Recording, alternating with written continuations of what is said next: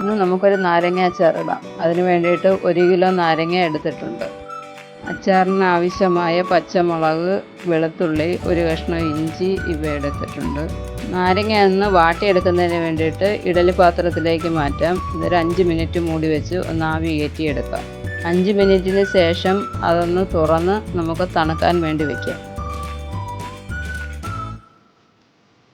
നാരങ്ങ തണുത്ത ശേഷം നമുക്കൊന്ന് അരിഞ്ഞെടുക്കാം. അരിഞ്ഞ നാരങ്ങയിലേക്ക് കുറച്ച് ഉപ്പും കൂടി ഇട്ട് ഒരു അരമണിക്കൂർ മാറ്റി വയ്ക്കാം.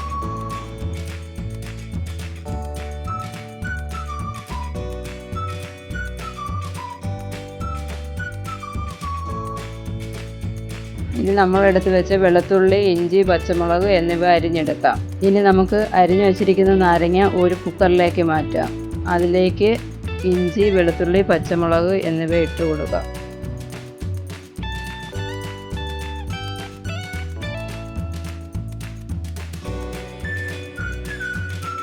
ഇനി അച്ചാറിനാവശ്യമായ മുളക് പൊടി, മഞ്ഞൾപ്പൊടി, കായപ്പൊടി ഇവയെല്ലാം ഇതിന് മുകളിലേക്ക് ഇട്ട് കൊടുക്കാം.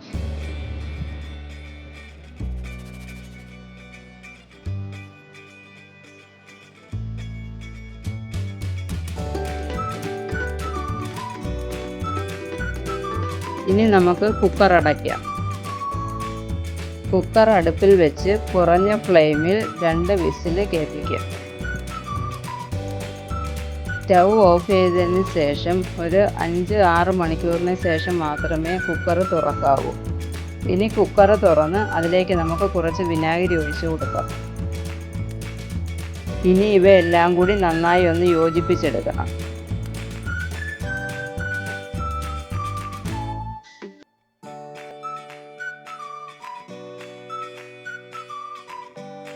ഒരു തുള്ളി പോലും എണ്ണ ചേരാത്ത അടിപൊളി നാരങ്ങ അച്ചാർ റെഡി. ഇതെല്ലാവരും ഒന്ന് പരീക്ഷിച്ച് നോക്കൂ.